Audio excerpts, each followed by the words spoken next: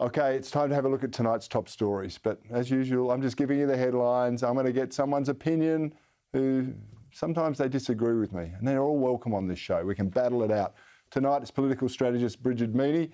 Brigid, as usual, there's a lot to get through. Merry Christmas to you. If you're offended, bad luck. Let's kick it off.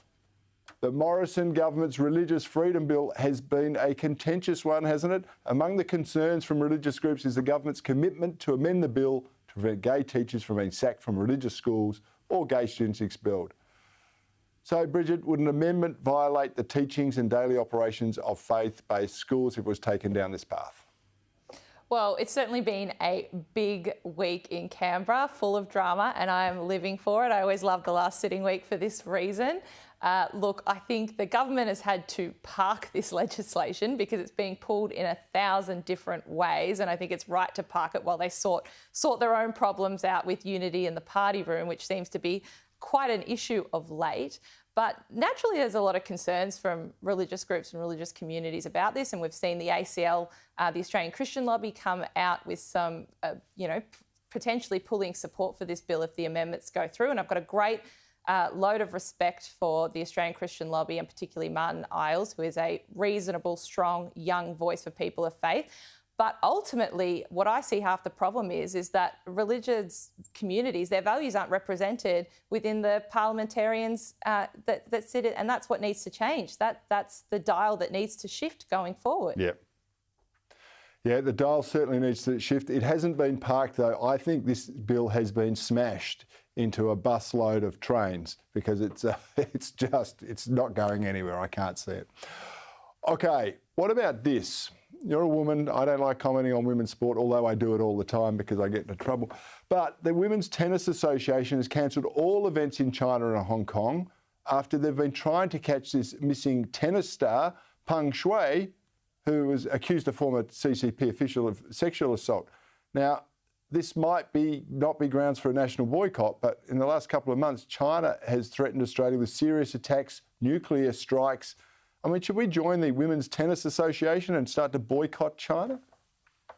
At the very least, Corey, there needs to be some sort of a diplomatic boycott, in my opinion. And, the government's obviously flagged this as a genuine possibility. You've had Penny Wong come out and support the idea. And I don't think the average punter in Australia really wants to see government officials celebrating China as a host at the upcoming Winter Olympics, given everything that's going on, and giving that this video that obviously emerged recently of that tennis star of China having to recant her accusations of sexual assault. It looked like a hostage video. So no one wants to see. It was like Johnny Depp and Amber Heard, wasn't it? And Pistol and Boo with the dogs. And now she's disappeared. We haven't heard from her. So, God knows what's happened to her. Yeah, it's an incredible time. And I originally thought that we should be going to the Olympics, but I've changed my mind over the last 12 months. See, it is possible for me to change my mind, and maybe you've played a small role in that. Let's go on to number 3. The United States has a transgender swimmer who has been smashing the women's swimming records. Leah Thomas, formerly Will Thomas, broke the university's 200 and 500 metre freestyle records last month. Brigid, can you explain to me if this is fair or not?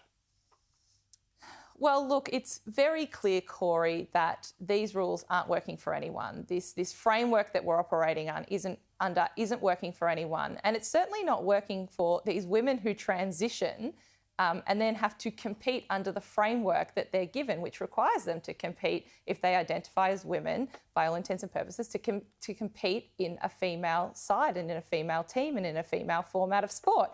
So it's not working for them because they cop a whole lot of abuse for, quite frankly, just trying to retain some semblance of doing the things that they love. So something's got to be done about this.